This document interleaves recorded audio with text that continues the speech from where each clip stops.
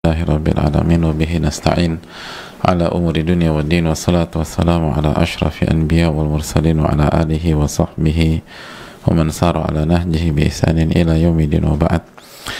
Hadirin Allah muliakan, alhamdulillah kita panjatkan puji dan syukur kita kepada Allah Subhanahu wa taala atas segala nikmat dan karunia Allah berikan kepada kita, sebagaimana salawat dan salam semoga senantiasa tercurahkan kepada Rasulullah alaihi salatu wassalam beserta para keluarga, para sahabat, dan orang-orang yang istiqomah berjalan di bawah naungan sunnah beliau sampai hari kiamat kelak.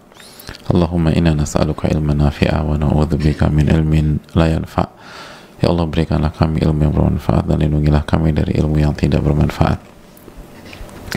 Dan hadirin Allah muliakan, kita kembali bersama dengan sebuah karya ulama, Al-Wabilus Shayyib, sebuah kitab yang berbicara tentang bagaimana kita mengingat Allah Subhanahu wa taala, bagaimana kita berzikir kepada Rabbul Alamin, bagaimana bangun hubungan dengan Allah Subhanahu wa taala. Karya Al-Allamah Ibnul Qayyim rahimahullahu taala. Dan kita sedang membahas apa yang disampaikan oleh Umar bin Abdul Aziz di khutbah beliau ketika beliau menyampaikan, ayuhan nas innakum lam tukhlaqu abatha. Wahai manusia, kalian tidak diciptakan begitu saja. Walam tutraku sudah, dan kalian tidak akan dibiarkan begitu saja. Kalian tidak diciptakan untuk perbuatan yang sia-sia. Kalian tidak diciptakan untuk bebas melakukan apapun, dan kalian tidak akan dibiarkan begitu saja. Wa inna lakum ma'adan yajma'ukumullahu azza wa jalla fihi lil hukmi fikum wal fasli bainakum. Kalian akan dibangkitkan, kalian akan dikembalikan, Allah akan kumpulkan kalian, dan Allah akan sidang kalian. Allah akan putuskan urusan-urusan di tengah-tengah kalian, wal fasl bainakum, dan Allah Subhanahu wa taala akan mengadili kalian dan menentukan siapa yang benar dan siapa yang salah selama ini, siapa yang zalim dan siapa yang terzolimi, siapa yang baik dan siapa yang buruk, siapa yang suka gibah dan siapa yang menjadi korban gibah, siapa yang suka memfitnah dan siapa yang menjadi korban difitnah. Allah akan putuskan itu semua, dan Allah akan adili, Allah akan sidang, Allah akan selesaikan itu semua. Dan hadirin Allah muliakan, semuanya akan dikembalikan kepada Allah Subhanahu wa taala. Oleh karena itu Allah berfirman surat Ghafir ayat 16, limanil mulkul yaum lillahil wahidil qahhar. Limanil mulkul yaum, pada hari itu siapa yang memiliki kerajaan, siapa yang memiliki kepemilikan dan kekuasaan? Maka jawabannya adalah Allah yang Maha Esa dan yang Maha menaklukkan dan mengalahkan. Nggak ada raja pada saat itu, nggak ada bos pada saat itu, nggak ada kehebatan pada saat itu, nggak ada orang kaya pada saat itu. Semuanya hanyalah hamba. La yatakallamun, mereka nggak bisa bicara. Illa man adzina lahu rahman wa qala shawaba. Mereka nggak bisa bicara, mereka nggak bisa berargumentasi, mereka tidak bisa berretorika. Illa man adzina lahu rahman wa qala shawaba, kecuali orang yang Allah izinkan untuk bicara. Dan kalaupun bicara, ia hanya bicara yang benar, ia hanya bicara yang jujur. Dia nggak bisa melakukan triki, dia nggak bisa mempermainkan orang, dia nggak akan bisa memutarbalikkan fakta, dia nggak akan bisa membuat yang benar itu salah, yang salah itu benar, sebagaimana yang dilakukan banyak orang di dunia pada saat ini. Nggak ada yang bisa. Limanil mulkul yaum, siapa yang memiliki kerajaan, kata Allah, pada hari kiamat kelak. Lillahil wahidil qahhar, lillahil wahidil qahhar. Semua kerajaan milik Allah Tabaraka wa taala, yang Maha Esa dan yang Maha mengalahkan. Gak ada yang bisa mengalahkan Allah Tabaraka wa taala. Jangankan mengalahkan, bicara aja nggak bisa. Bicara nggak bisa. Bicara nggak akan berhasil.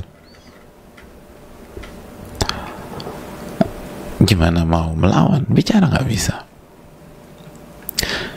Dan hadirin Allah muliakan, dan yang bersaksi itu pendengaran manusia, penglihatan manusia. Yang bersaksi itu pendengaran kita, penglihatan kita, kulit kita, apa yang kita lakukan di dunia. Coba buka surat Fussilat ayat 20, hadirin. Allah berfirman, hatta idza ma ja'uha syahida alaihim sam'uhum wa absaruhum wa juluduhum bima kanu ya'malun. Allah berfirman, sampai jika mereka sampai ke neraka,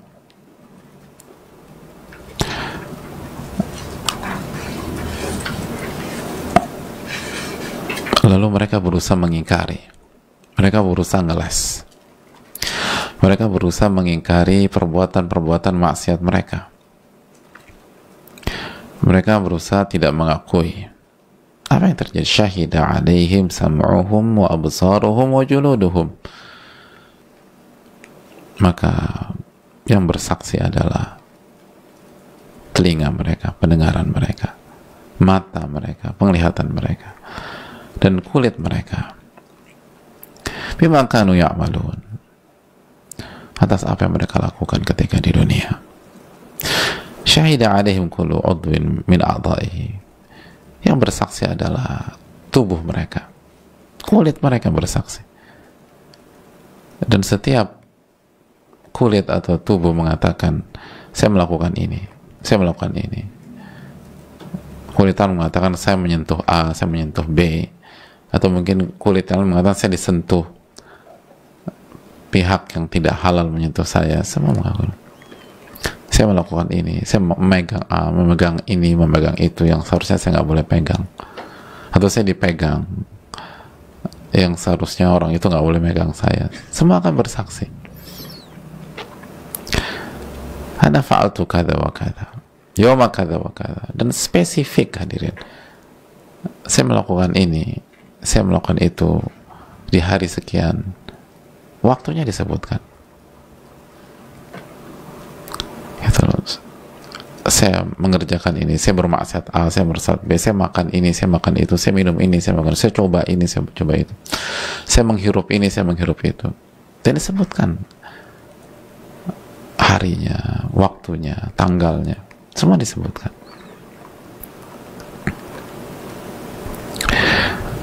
Sama disebutkan.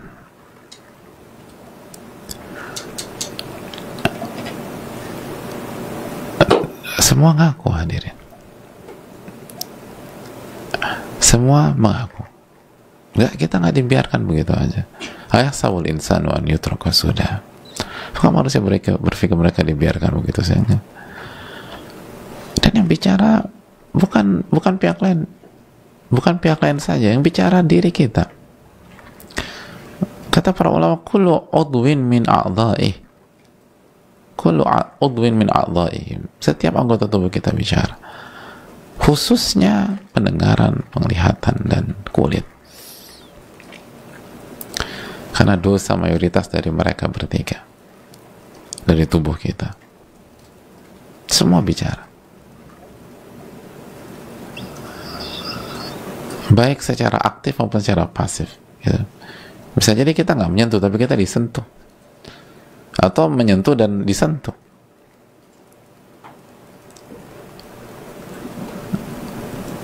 Semua bicara. Yang makan bicara, yang minum bicara.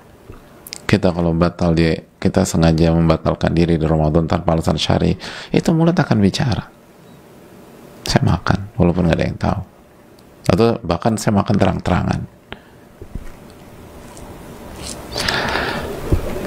Saya yang order, gitu. Saya yang ini. Tangan bicara. Saya tuh komen ini di sosial media, walaupun orang itu nggak tahu bahwa saya yang nyerang dia. Saya yang uh, menjelek-jelekan dia, ya Allah tahu, dan tangan Anda akan bicara nanti. Tangan Anda akan bicara.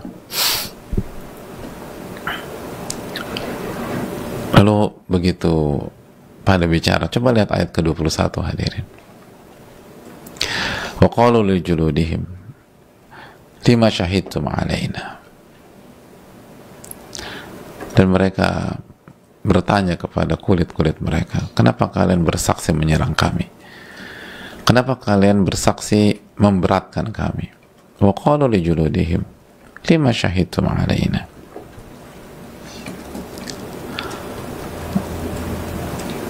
Mereka bertanya, kenapa wahai kulit?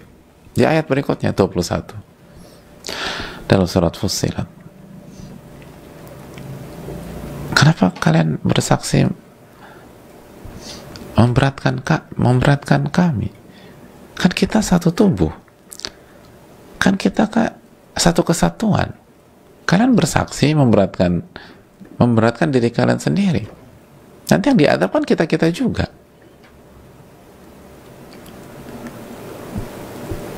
Hadirin, kita aja, teman baik kita menyampaikan sesuatu yang memberatkan kita sakit hati. Hadirin, ibu-ibu temannya bicara yang nggak baik tentang atau sesuatu yang buruk tentang ibu-ibu sekalian, walaupun fakta kita sakit hati. Gue pikir lo teman gue, kok lo begitu? Itu masih orang lain, walaupun sahabat. Ini tubuh kita bersaksi nyerang kita. Kenapa kalian nyerang diri kalian sendiri gitu? Ini kan kita satu tubuh. Wahai mata, kenapa kamu bicara menyerang saya? Kamu kan mata saya. Telinga, kenapa kamu bicara menyerang saya? Kamu kan telinga saya. Kulit, tangan, kenapa kamu bicara? Kaki, kenapa kamu bicara? Semua ditanya. Fussilat 21 hadirin sekalian. Wa qalu li juludihim lima syahidtum alaina.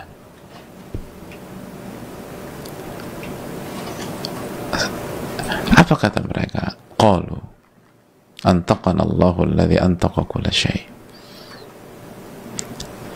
Mereka hanya bisa mengatakan, Allah yang membuat kami bicara, sebagaimana Allah telah membuat hal yang Allah inginkan untuk bicara. Wa huwa khalaqakum, dan Allah menciptakan kalian awwala marrah wa ilaihi turja'un. Allah menciptakan kalian pertama kali, dan kalian hanya akan kembali kepada Allah Subhanahu wa ta'ala. Hadirin Allah muliakan,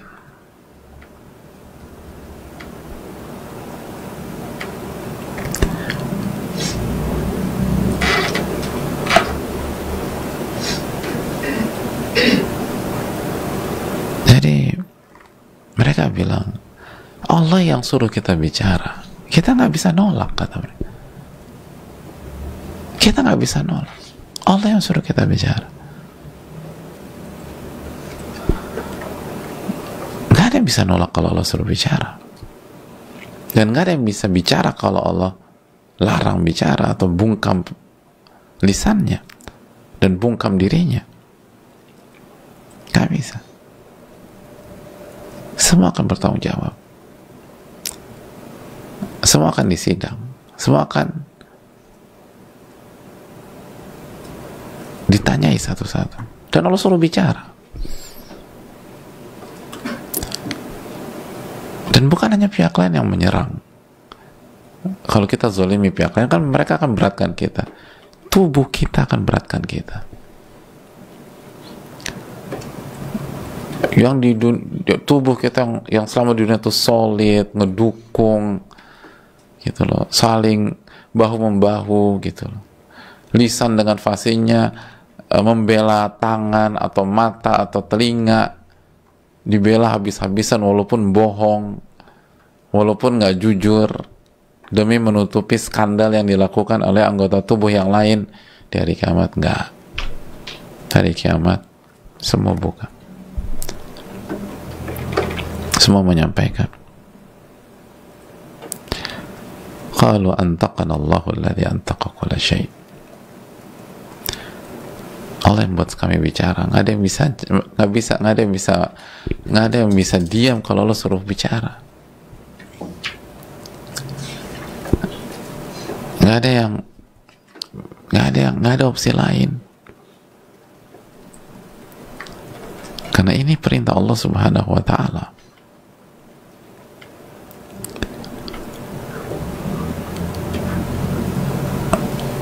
Hadirin Allah muliakan.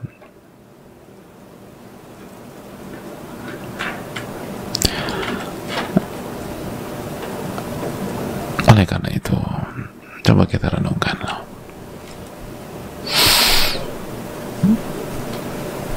Itu yang dikatakan Umar bin Abdul Aziz.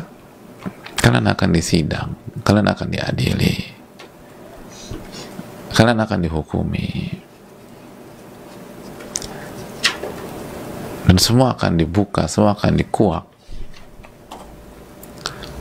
dan diperinci satu demi satu siapa yang zolim, siapa yang terzolimi, siapa yang mencaci maki dan siapa yang dicaci maki, siapa yang menggibah dan siapa yang korban gibah, siapa yang suka ngomongin orang dan siapa korbannya. Semua dibuka. Fakhaba wa syaqiya abdun akhrajahu Allah azza wa jalla min rahmatihi allati wasi'at kulla syai'. Maka yang menderita, yang sengsara, yang rugi adalah orang yang Allah keluarkan dari kasih sayangnya, dari rahmatnya yang mencakup segala sesuatu. Wa jannatihi allati arduha as-samawati wal ard. Dan yang sengsara dan merugi adalah orang yang Allah keluarkan dari surganya yang lebarnya seluas langit dan bumi. Hadirin Allah muliakan. Jadi kebayangan sih kalau semua tubuh kita itu bersaksi, emang siapa yang bisa kita andalkan kecuali rahmat Allah Subhanahu wa Ta'ala. Maka yang akan sengsara, yang akan merugi, yang akan hancur adalah orang yang dikeluarkan dari rahmatnya, orang yang akan dikeluarkan dari, atau orang yang dikeluarkan dari kasih sayangnya. Hadirin Allah muliakan.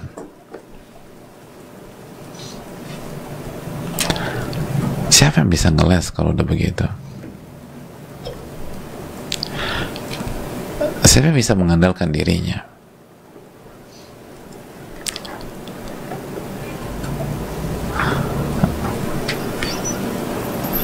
Sedangkan dia nggak bisa kontrol tubuhnya sendiri. Tubuhnya akan bicara menyerang dia nanti.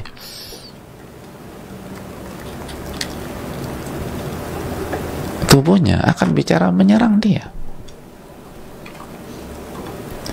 menceritakan semua yang dilakukan, dan dia shock. Dia nggak dapat dukungan dari dirinya sendiri.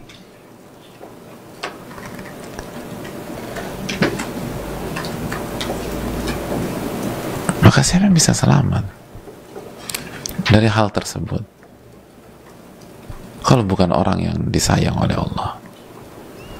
Makanya kan dalam hadis Muslim kita tahu bersama-sama, Nabi SAW mengatakan, فَإِنَّهُ لَنْ يُدْخِلَ الْجَنَّةَ أَحَدًا عَمَلُهُ. Gak ada satupun amal yang bisa memasukkan pelakunya ke surga. Yang membuat kita masuk surga bukan karena effort kita, itu maksudnya. Yang membuat kita masuk surga bukan karena kerja keras kita, bukan karena kehebatan kita, bukan karena rajinnya kita pada saat di dunia. Nggak bisa.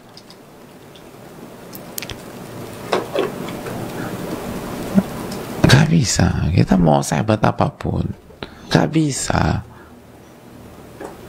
untuk membayar nikmat Allah SWT kepada kita, untuk mensyukuri nikmat Allah kepada kita.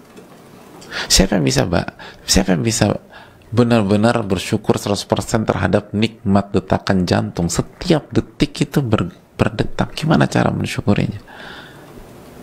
Siapa yang bisa benar-benar mensyukuri 100% nikmat aliran darah, nikmat fungsi ginjal? Hadirin, gimana caranya itu? Siapa yang bisa mensyukuri 100% nikmat hembusan nafas?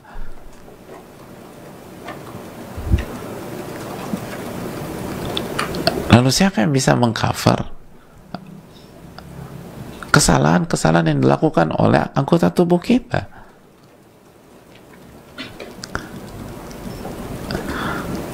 Makanya Nabi SAW mengatakan, enggak, Anda tuh nggak masuk surga dengan amal Anda.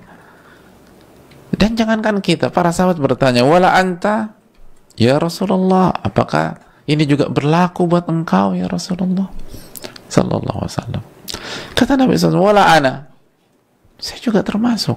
La haula wala quwata illa billah. Kalau Nabi SAW termasuk, lalu siapa di antara kita? Nabi kita alaihi wasallam yang puasanya wisal, bersambung, kekhususan beliau sallallahu alaihi wasallam. Gak ada di antara kita punya kualitas puasa seperti Rasulullah SAW. Nabi sallallahu alaihi wasallam yang salat malamnya hatta tawarramat qadamah, sampai kaki beliau bengkak, sallallahu alaihi wasallam. Nabi sallallahu alaihi wasallam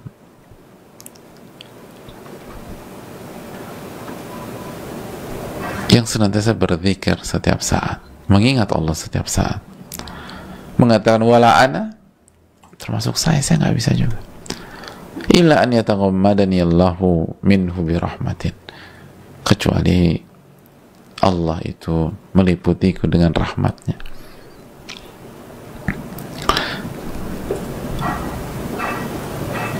Dalam riwayat bifadli wa rahmatin, dengan karunia dan rahmatnya. Masuk surga dengan rahmat Allah, hadirin. Maka apabila orang dikeluarkan dari rahmat Allah, itu dia akan hancur, hadir. Akan hancur. Oh, berarti kita nggak perlu berjuang dan beribadah termasuk di Ramadan? Loh, bukan. Anda harus totalitas, Anda harus maksimal agar Allah sayang sama Anda. Dan kasih sayang Allah itu yang akan masukkan Anda ke surga. Dan akan melindungi Anda dari serangan-serangan anggota tubuh Anda sendiri. Agar anggota tubuh Anda akan menyerang Anda.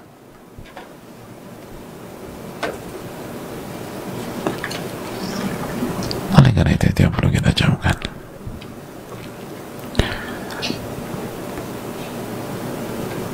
Maka marilah kita jaga diri kita, jaga anggota tubuh kita, jaga yang bisa kita jaga. Kalau enggak, dia akan berbalik menyerang kita.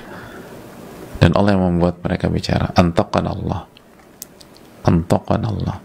Allah yang membuat kita bicara, dan kita nggak bisa melawan, kita nggak bisa diam. Kalau Allah suruh bicara, ya kita bicara.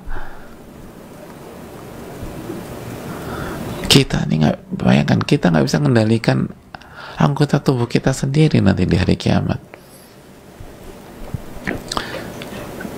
Oh, kalau di dunia saja banyak di antara kita nggak bisa. Kalau Allah udah berkehendak,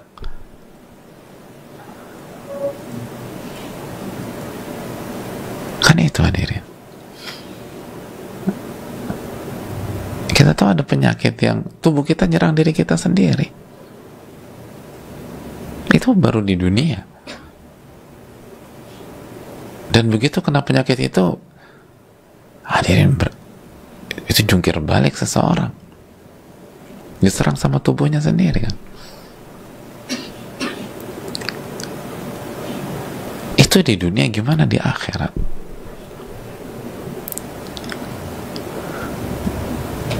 Allah Ta'ala bisa. Oleh karena itu, yang sengsara adalah yang dijauhkan dari rahmat Allah dan dikeluarkan dari rahmat Allah Subhanahu wa Ta'ala.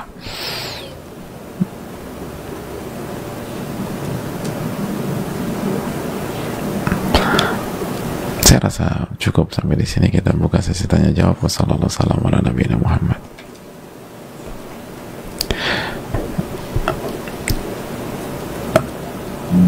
Semoga Allah senantiasa merahmati Imam Ibnul Qayyim.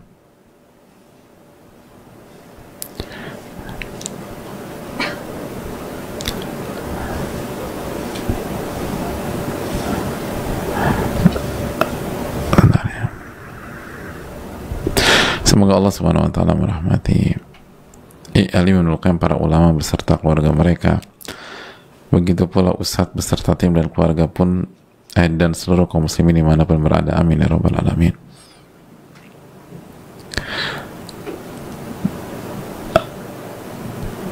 Izin bertanya Ustadz,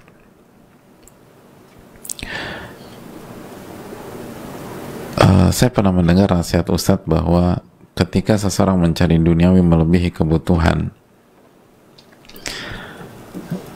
kita, itu akhirnya adalah hukuman.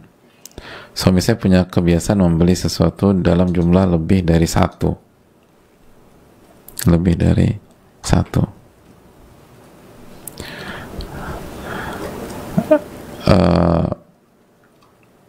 Meskipun harganya murah.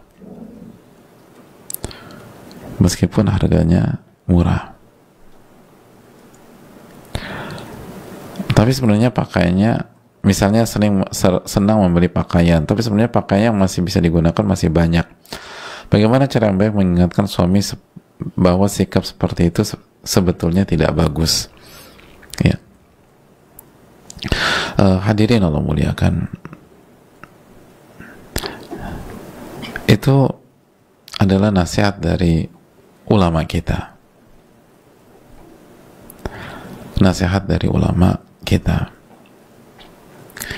Agar kita tidak mubadzir,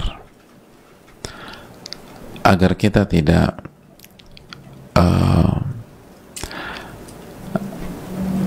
melakukan perbuatan yang berlebih-lebihan dan akhirnya jatuh ke dalam dosa atau dihisap sama Allah Subhanahu wa taala dan kita nggak bisa jawab nanti. Karena kan kita akan ditanya wa an ilmihi madza amila bih.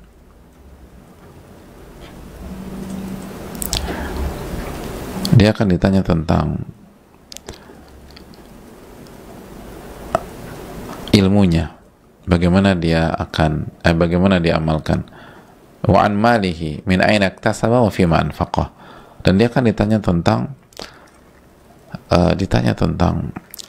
hartanya, dari mana dia dapatkan dan bagaimana dia alokasikan.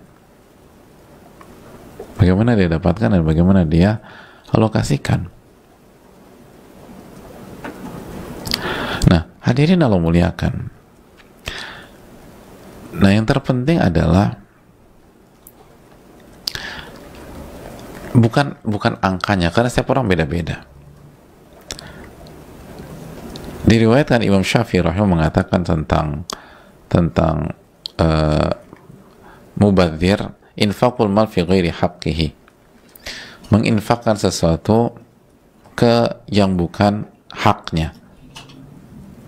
Jadi walaupun cuma 1 rupiah tapi dia nggak berhak, tapi kita kasih, itu mubadzir. Tapi kita mau kasih 1 miliar kalau dia berhak, ya itu bukan mubadzir.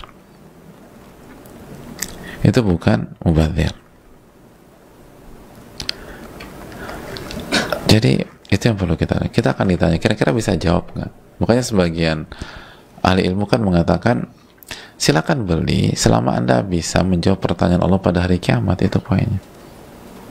Beli aja. Suamiku kemarin beli 17 Ustaz. Ya kalau bisa jawab beli aja 17. Kalau 18 kalau bisa jawab.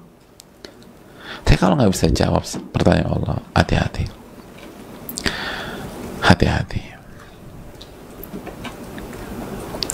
Lalu yang kedua, salah satu maksud para ulama ketika memberikan nasihat itu, karena berlebih-lebihan dalam hal mubah itu mendorong seseorang untuk jatuh ke dalam hal makruh atau haram, dan itu memang talbis iblis. Jadi kalau orang tuh susah untuk diajak kepada maksiat, iblis dan syaitan tuh nggak langsung direct ke maksiat, dibuat berlebih-lebihan aja dalam masalah mubah. Begitu berlebih-lebihan, karena Allah nggak suka dengan orang-orang yang berlebih-lebihan. Innahu la yuhibbul musrifin, kata Allah. Sesungguhnya Allah nggak suka dengan orang-orang yang berlebih-lebihan. Maka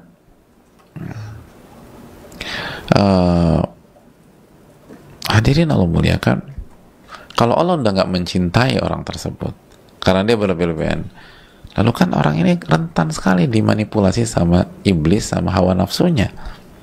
Allah nggak cinta sama dia. Innahu la yuhibbul musrifin. Jadi ini adalah anak tangga menuju hal yang haram, anak tangga menuju kondisi yang dikhawatirkan, yaitu dikuasai oleh iblis, dikuasai oleh syaitan, dan dikuasai oleh hawa nafsu. Walaupun hukum asalnya berawal dari hal yang mubah. Allah ta'ala bisa, mungkin itu.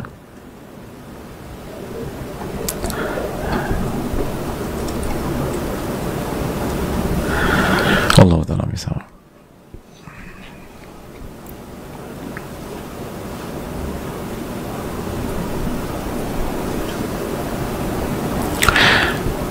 Pertanyaan berikutnya,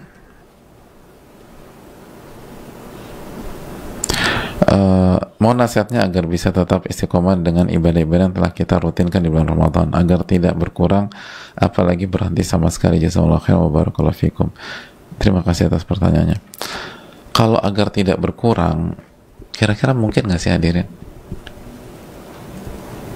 Nggak berkurang gitu. Oke, saya coba kasih clue ya. Apa dalam hadis yang sahih? Karena Nabi SAW karena ajwadan nas. Nabi SAW orang yang paling dermawan. Wa ajwada ma yakunu fi Ramadan, dan puncak kedermawanan Nabi SAW di bulan Ramadan. Salah satu pemahaman dari hadis ini, di luar bulan Ramadan kedermawanan Nabi SAW tetap atau ada pengurangan? Nabi SAW, atau bahasa simpelnya, tetap atau berbeda, atau sama atau berbeda? Berbeda. Berbedanya itu lebih banyak, sama, atau di bawah? Di bawah itu, Pak. Karena yajtahidu fil ashir al-awakhir ma la yajtahidu fi ghairihi. Nabi SAW di 10 malam terakhir itu bersungguh-sungguh dengan kesungguhan yang tidak pernah terlihat di waktu-waktu yang lain. Salah satu pemahaman dari hadis ini, pendalilan secara mafhum, bahwa ibadah Nabi SAW di luar bulan Ramadan itu sama atau berbeda dengan 10 malam terakhir? Berbeda. Berbedanya lebih banyak, lebih besar, sama, atau di bawah? Di luar Ramadan atau di luar 10 malam terakhir? Di bawah. Walaupun sekali lagi, berarti kayak aku juga, ya beda lah. Sebawah-bawahnya Nabi itu 7 lapis di atas kita dan lebih kali. Gitu. 7 itu dalam bahasa Arab tuh artinya tuh panjang banget, kayak kita bahasa kita 1000 gitu. Tapi ada jadi nggak berkurang sama sekali, tuh perlu di ini lagi, karena kenyataan itu Nabi kita sallallahu alaihi wasallam. Tapi bagaimana kita istiqomah, dan kalau terjadi penurunan masih dalam standar yang bagus gitu loh. Dan untuk itu banyak-banyak doa sama Allah, dan minta doa di Ramadan, artinya berdoa di Ramadan agar Allah istiqomah kita setelah Ramadan. Allah ta'ala misal.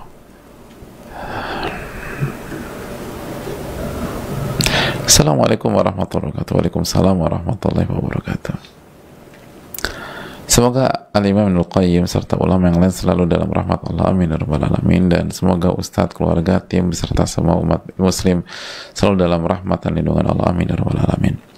Ustadz, apakah Ramadan ini bisa dijadikan momentum untuk lebih semangat lagi berdoa, lebih mengemis lagi total dalam beribadah, di samping ingin mendapatkan ampunan, tapi juga menaruh harapan besar agar Allah segera beri petunjuk dari masalah-masalah kita yang belum terurai dan masih jalan buntu, termasuk kesulitan keluar dari pikiran-pikiran kerdil yang membuat diri nggak berkembang? Mohon penjelasan dan nasihatnya Ustadz, jazakallahu khairan. Semoga Allah mudahkan Ustadz menjawab pertanyaan saya. Wa iyyakum barakallahu fikum. Hadirin Allah muliakan, jelaslah perintah berdoa itu di tengah-tengah ayat-ayat tentang Ramadan atau puasa.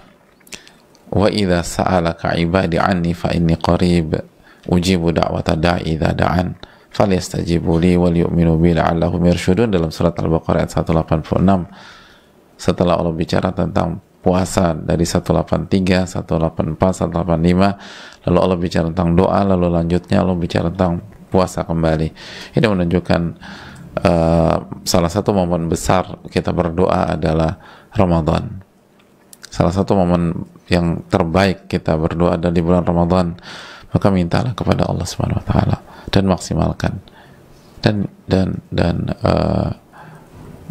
totalitas. Minta agar doa kita bisa berdoa dengan tenang, dengan khusyuk, dengan maksimal. Allah taala bisa.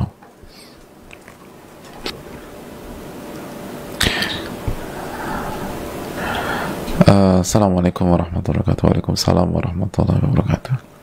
Semoga Allah selalu memberikan rahmatnya untuk Imam Ibnul Qayyim rahimahullah, seluruh ulama, ustadz, keluarga, dan seluruh kaum muslimin. Amin ya rabbal alamin.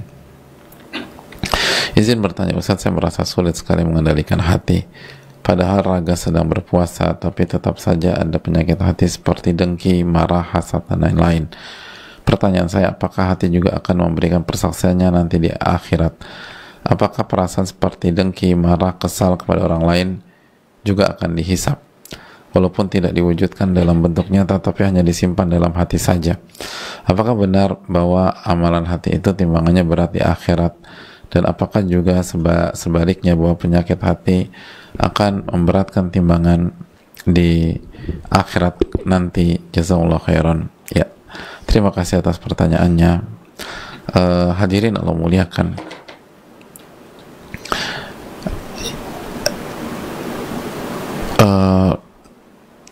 hati itu raja, hadirin. Hati itu raja. Kira-kira raja kan intinya tuh di hati. Idza saluhat saluhal jasadu kullu wa idza fasadat fasadal jasadu kullu. Apabila, kata Nabi SAW, apabila segumpal daging ini baik, maka baik semuanya. Jika segumpal daging ini buruk, buruk semua anggota jasad. Kata Allah, segumpal daging itu adalah hati. Allahumma shalli wa nafi'ah. Semoga Allah memberikan hujan yang baik dan penuh berkah. Amin. Masa akan dibiarkan begitu saja? Kamu ya. Apa firman Allah dalam surat Al-Baqarah ayat 225, hadirin sekalian? Walakin yu'akhidhukum bima kasabat qulubukum. Dan melainkan Allah akan menghukum kalian karena perbuatan hati kalian. Itu. Yu'akhidhukum.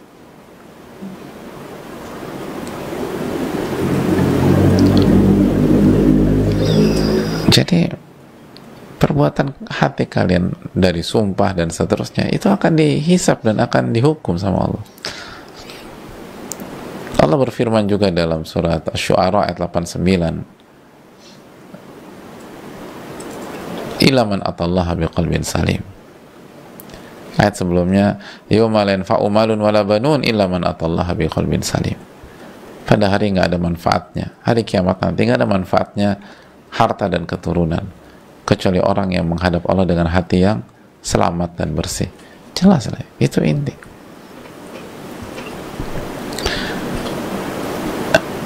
Itu akan dihisap dan akan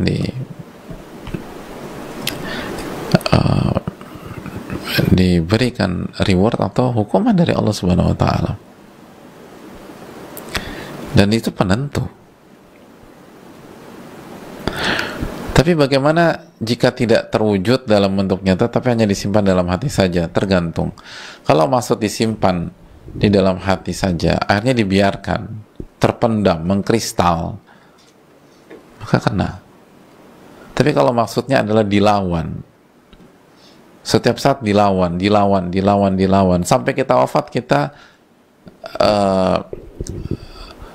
mencurahkan segala tenaga untuk melawan penyakit-penyakit hati tersebut, maka insya Allah aman.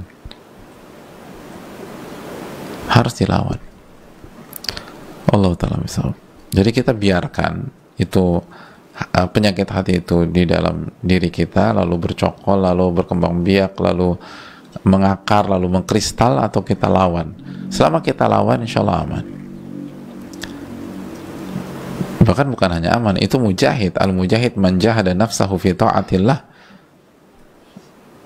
Mujahid adalah orang yang berjihad melawan nafsunya, melawan jiwanya, agar dia tetap bisa taat dan nurut kepada Allah Subhanahu wa ta'ala.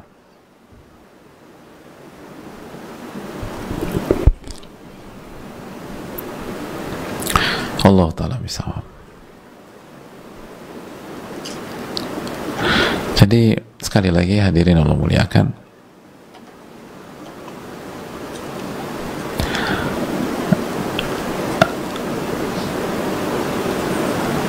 berarti ini kabar gembira bagi kita. Karena banyak kita, aduh kok susah banget sih Ustadz, gitu loh. Aku udah berusaha, tapi kayaknya nanti terjatuh, nanti ini. Selama kita melawan, lalu perbanyak istighfar, perbanyak tobat, insya Allah aman. Yang jadi masalah kita nggak ngelawan, kita biarkan, kita nyerah, dan akhirnya itu yang mengendalikan kita. Tapi selama kita melawan, maka semua akan aman dan ditolong oleh Allah Subhanahu wa ta'ala. Asal dilawan aja. Dan kita adalah seorang mujahid, kata Nabi kita alaihi salatu wassalam. Allahu ta'ala alam bisawab.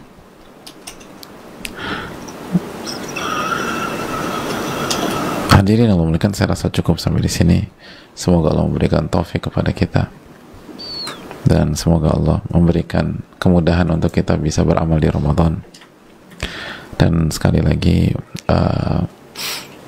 ingatlah di sebuah hari di mana semua akan bicara, semua akan disidang, semua akan diputuskan oleh Allah Tabaraka wa Ta'ala. Dan kalau kita tidak dijaga oleh Allah, kita tidak disayang sama Allah Subhanahu wa Ta'ala, nggak diampuni sama Allah, kita akan masuk neraka karena testimoni dari anggota tubuh kita sendiri.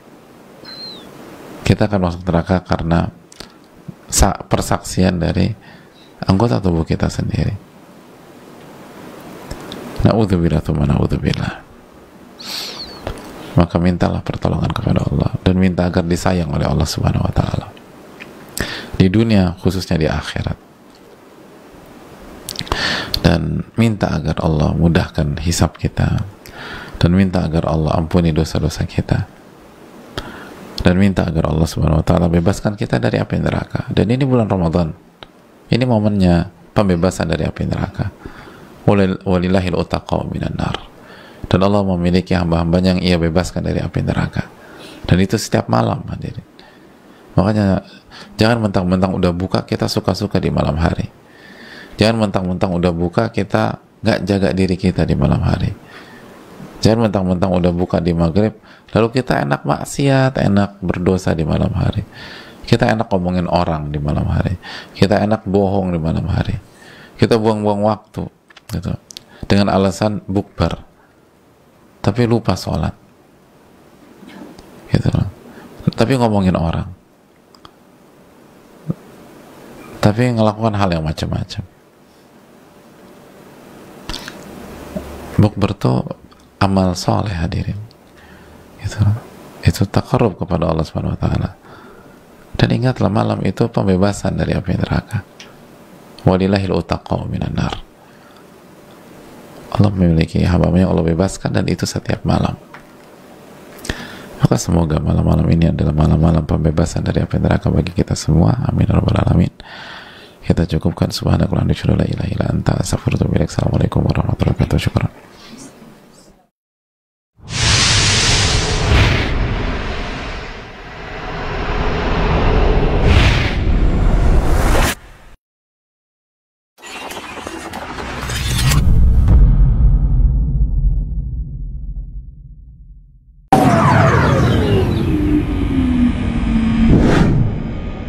يا أيها الذين آمنوا أنفقوا من طيبات ما كسبتم ومما أخرجنا لكم من الأرض ولا تيمموا تيمموا الخبيث منه تنفقون ولستم بآخذيه إلا أن تغمضوا فيه واعلموا أن الله غني حميد الشيطان يعدكم الفقر ويأمركم بالفحشاء والله يعدكم مغفرة منه وفضلا والله واسع عليم يؤتي الحكمة من يشاء ومن يؤت الحكمة فقد أوتي خيرا. Bismillahirrahmanirrahim. Alhamdulillahirrabbilalamin. Wassalatu wassalamu ala rasulillah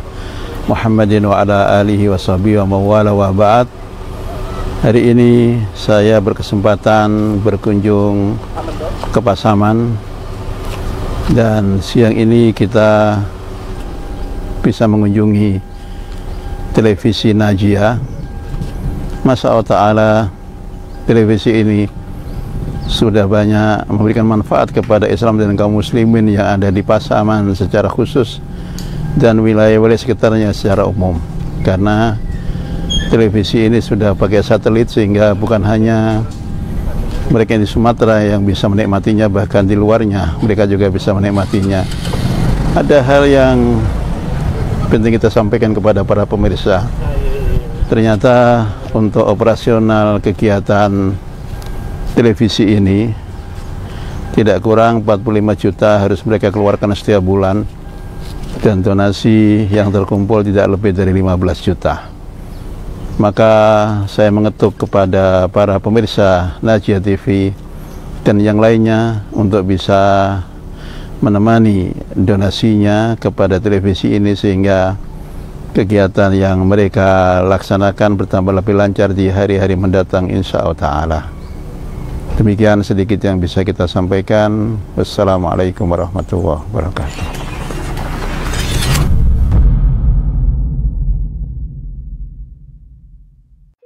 A'udzu billahi minasy syaithanir rajim.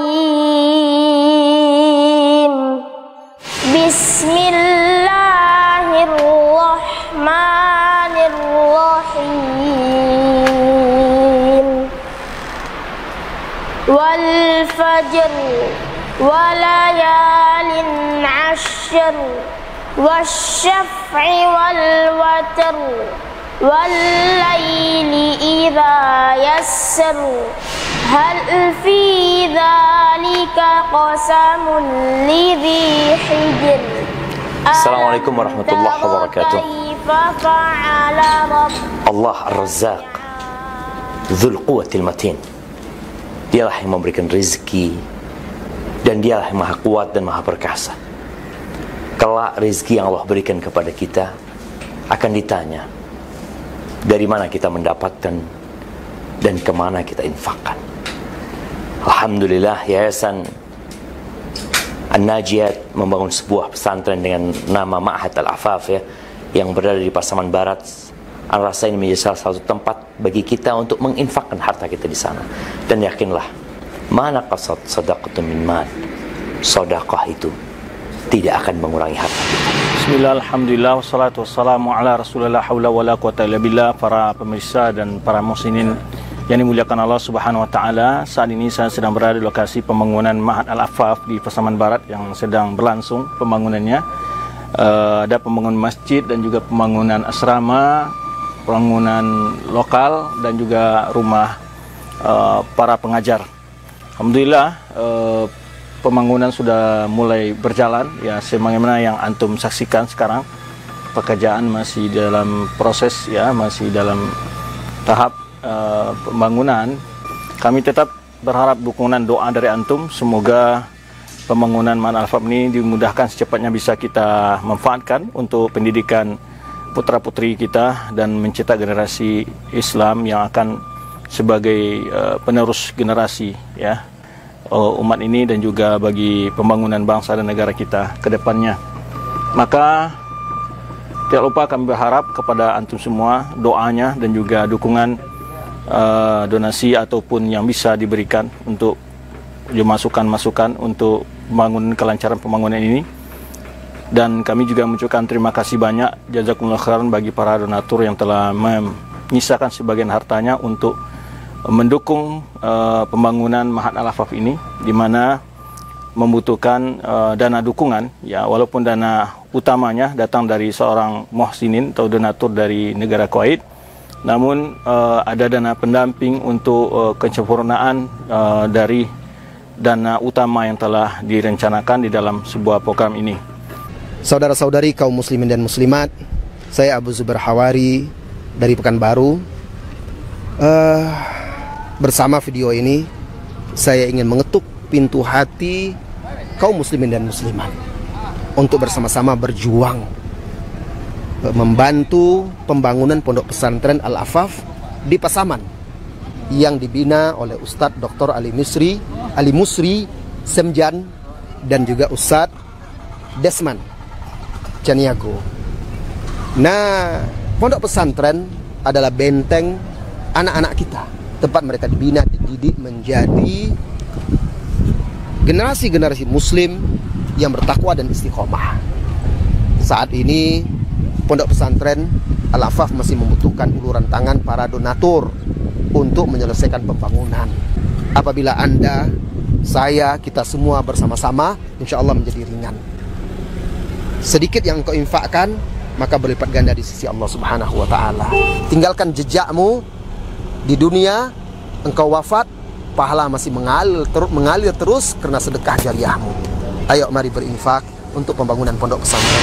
Amman hadzal ladzi yarzuqukum in amsaka. Assalamualaikum warahmatullahi wabarakatuh. Alhamdulillahirabbil alamin wassalatu wassalamu ala asyrafil anbiya'i wal mursalin wa ala alihi wa sahbihi ajmain. Amma ba'd.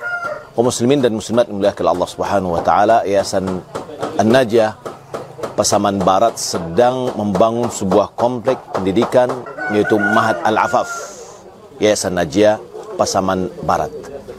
Alhamdulillah pembangunan ini membutuhkan biaya yang sangat besar. Yang kita memang ada bantuan, tapi kita harus mengumpulkan dana pendamping yaitu 5 miliar. Maka oleh karena itu kita mengajak pemirsa yang dimuliakan Allah Subhanahu wa taala, mari kita bersama-sama untuk mensukseskan pembangunan ini dan mencukupi kekurangan yang ada. Semoga Allah Subhanahu wa taala memberikan balasan yang berlipat ganda. Kirimkan wakaf dan donasi Anda ke nomor rekening yang tertera di layar kaca Anda. Terima kasih banyak. Wassalamualaikum warahmatullahi wabarakatuh. Assalamualaikum warahmatullahi wabarakatuh. من هذا الذي يرزقكم إن أمسك رزقه بل لجوا في عتو ونفور أفمن يمشي مكبا على وجهه أهدى أمن يمشي سويا أَمَّنْ يَمْشِي سَوِيًّا عَلَى صِرَاطٍ مُسْتَقِيمٍ لِلْمُتَّقِينَ مَفَازًا حَدَائِقَ وَأَعْنَابًا وَكَوَاعِبَ Assalamualaikum warahmatullahi wabarakatuh. Kaum muslimin, kaum muslimat yang dimuliakan oleh Allah Azza wa Jalla, Yayasan An-Najiyah di Pasaman Barat membutuhkan bantuan donasi Anda untuk menyelesaikan proyek pembangunan pesantren yang mendidik anak-anak kaum muslimin, kaum muslimat yang ada di Sumatera Barat dan provinsi yang berada di sekitarnya. Semoga amal jariah yang Anda berikan, berapapun rupiahnya, dicatat oleh Allah Azza wa Jalla sebagai amal soleh yang menyelamatkan kita, Anda dan semuanya di dunia dan akhirat. Assalamualaikum warahmatullahi wabarakatuh. Kaum muslimin dan muslimat di mana saja antum berada, semoga senantiasa dirahmati Allah Subhanahu wa taala. Saudara kita kaum muslimin yang berdomisili di Pasaman Barat memiliki lembaga pendidikan Ma'had Al-Afaf yang dinaungi oleh Yayasan An-Najiyah Pasaman Barat. Sekarang mereka dalam proses pembangunan sarana ibadah, pendidikan, dan juga asrama bagi santri dan juga tenaga pengajar. Oleh karena itu, pada kesempatan yang mulia ini, kami mengajak kaum muslimin di mana saja berada untuk ikut berpartisipasi, memberikan yang terbaik dari kekayaan harta yang Allah curahkan pada kaum muslimin untuk membantu saudara-saudara kita di Pasaman Barat menyelesaikan proyek pendidikan dakwah yang bertujuan untuk mendidik generasi Islam yang akan melanjutkan tongkat estafet perjuangan Islam menuju masyarakat yang mulia, bermartabat, memiliki akidah yang benar, akhlak yang mulia, dan amal yang soleh, sehingga mereka menjadi orang-orang yang akan membuka pintu kebaikan. Mari kita bersama-sama ta'awun lil birri wat taqwa untuk mensukseskan proyek pembangunan Ma'had Al-Afaf Yayasan An-Najiyah di Pasaman Barat. Semoga Allah Azza wa Jalla membalas yang sedikit dari harta yang kaum muslimin donasikan, membalasnya dengan berlipat ganda yang akan menjadi tabungan akhirat kita semua di akhirat kelak. Demikian, mudah-mudahan Allah mengetuk pintu hati kita dan membuka tangan kita, dan juga menggunakan jari jemari kita untuk bisa mentransfer apa saja yang mampu kita bisa transfer ke rekening yang telah disediakan oleh Yayasan An-Najiyah. Demikian, wassalamualaikum warahmatullahi wabarakatuh. Bismillahirrahmanirrahim. Assalamualaikum warahmatullahi wabarakatuh. Alhamdulillah rabbil alamin, wassalatu wassalamu ala asrafil anbiya'i wal mursalin, nabiyyina wa rasulina Muhammadin wa ala alihi wa ashabihi wa man tabi'ahum bi ihsanin ila yaumiddin. Saudara-saudari kaum muslimin, kaum muslimat dimanapun berada, yang semoga senantiasa dirahmati dan dimuliakan oleh Allah Subhanahu wa taala. Kita hidup di dunia dalam proses perjuangan dengan segala yang kita miliki, dengan tenaga, dengan waktu, dengan harta. Dan dengan harta, Al-Quran banyak berbicara, menganjurkan, mendorong kita untuk menyediakan harta kita, mempergunakan harta kita, walau seminimal berapapun kita punya. Kita diperintah oleh Nabi SAW untuk menjauh dari neraka. Kata Nabi, fattaqun nar walau bisyikki tamrah. Takutlah neraka walau hanya dengan sebelah dari satu butir kurma yang kamu punya. Sementara di sini saudara-saudara kita di Pasaman Barat ada sebuah pondok pesantren Al-Afaf di bawah Yayasan An-Najiyah, sedang proses pembangunan yang luar biasa yang nanti akan berkumpul di sana generasi muda kaum muslimin untuk belajar agama, untuk mengenali Allah, mengenali agama Islam, mengenali nabinya, kemudian mereka mengajarkan kepada yang lainnya. Dan sangat menarik bagi orang yang beriman untuk menyisihkan hartanya sementara mereka membutuhkan bantuan dari kaum muslimin. Maka saya, Aspri Rahmat Azai, menghimbau semua, siapapun kaum muslimin dimanapun berada, untuk bekerja sama, nata'awun 'alal birri wat taqwa, dengan saudara-saudara kita di sana, sehingga harta kita nanti akan kita lihat buktinya di mana Allah Subhanahu wa taala akan memperbanyaknya di hari akhirat. Bahkan satu butir kurma akan bisa menjadi sebuah gunung yang besar. Maka mari, jangan ditunggu lagi kesempatan untuk kita berbagi, nata'awun 'alal birri wat taqwa. Semoga Allah Subhanahu wa taala menerima amal ibadah kita, dan semoga Allah mengikat antara kita dengan jalan-jalan yang seperti ini dalam iman dan taqwa. Waffaqani Allahu wa iyyakum lima fihi ridha. Wa sallallahu wa sallam wa baraka wa an'am ala nabiyyina wa rasulina Muhammad wa ala alihi wa ashabihi wa man tabi'ahum bi ihsanin ila yaumiddin. Wassalamu alaikum warahmatullahi wabarakatuh. Bismillahirrahmanirrahim. Alhamdulillah wassalatu wassalamu ala Rasulillah wa ala alihi wa sahbihi wa man wala wala haula wala quwwata illa billah, amma ba'd. Kaum muslimin dan muslimat rahimana wa rahimakumullah. Allah Azza wa Jalla berfirman, "Wa man ahsanu qawlan mimman da'a ila Allah wa 'amila salihan wa qala innani minal muslimin." Siapa yang lebih baik perkataannya dari orang yang mengatakan bahwa aku beriman kepada Allah, kemudian mengajak kepada jalan Allah Subhanahu wa taala dan mengatakan aku termasuk orang yang berserah diri. Dan di antara cara dan metode terbaik untuk mendakwahkan adalah mengarahkan, mendidik anak-anak kaum muslimin untuk diajarkan agama dan juga ilmu-ilmu kepada mereka.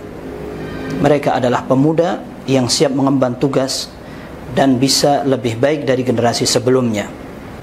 Pesantren Al-Afaf, Yayasan An-Najiyah Pasaman Barat berkomitmen untuk merealisasikan hal itu.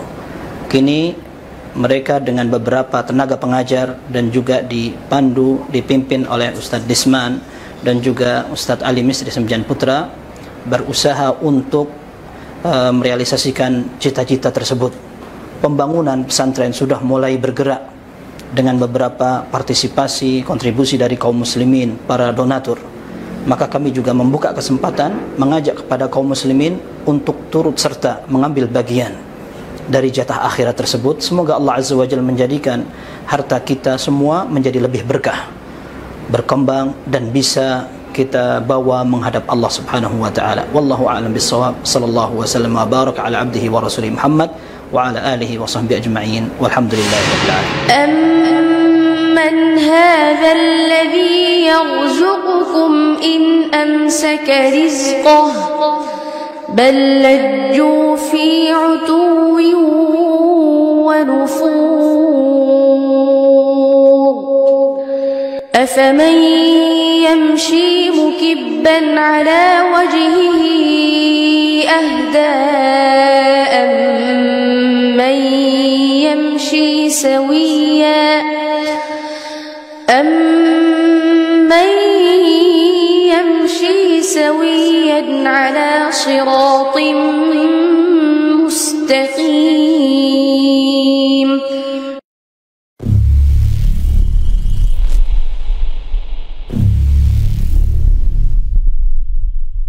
Izin membagi peluang pahala jariah berupa peralatan kamera untuk merekam kajian-kajian Islam para asatizah di seluruh Indonesia, sekaligus rekaman murotal Al-Quran para santri Ma'had Al-Afaf Pasaman Barat.